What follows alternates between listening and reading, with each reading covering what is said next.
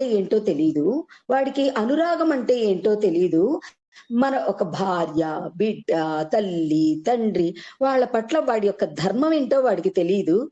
నాకు ఏదిష్టమో ఏంటి ఇంటికొచ్చిన దగ్గర నుంచి అది ఇది దబ్బబ్బా ఈగల్లాగా వచ్చి మీద పడతారు అని విసిగించుకుంటూ తన ధర్మాన్ని తను మర్చిపోయి, తన ధర్మానికి చెయ్యకుండా మిగుల్చుకున్నవన్నీ కూడా తను ఇష్టం వచ్చినట్లుగా తన కోరిక ప్రకారం ప్రవర్తించేవాడు మృగం కదూ!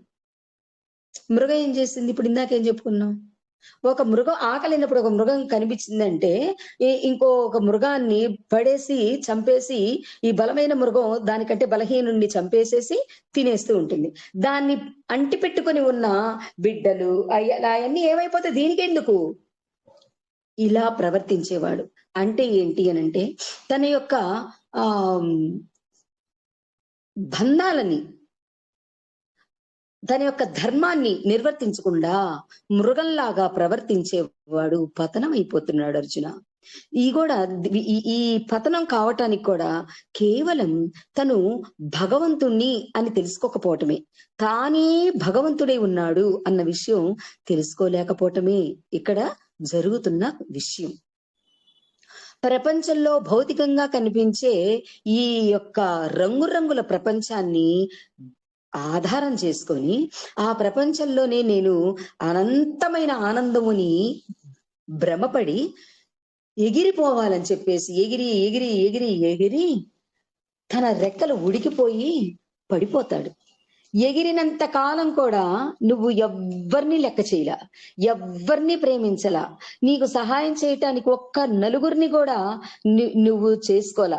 ఎందుకని? డబ్బు అహంకారం పట్టి నా రంగుల ప్రపంచంలోకి ఎగిరిపోయి నేను ఎక్కడి నుంచి వచ్చాను, నేను మళ్ళీ ఎక్కడికి వెళ్ళాలి అనే భావన అనేది లేకుండా ఈ డబ్బు నాకు ఉంది, నేను ఏమైనా చేస్తా, నేను ఏదైనా సాధిస్తా, నాకు ఎదురే లేదు అని ఓపిక ఉన్నంత వరకు, రెక్కలు బలంగా ఉన్నంత వరకు ఎగిరి, ఎగిరి, ఎగిరి, ఎగిరి, ఎగిరి అయిపోయింది ఆయుష్.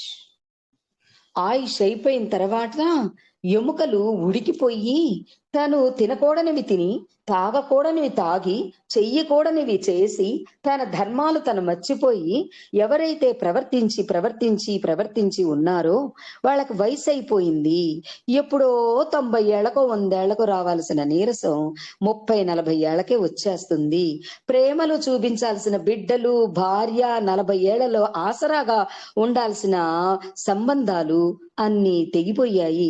ఎప్పుడొస్తాడో, ఎప్పుడెళ్ళిపోతాడో తెలియని పరిస్థితి. ఇట్లాగ గనక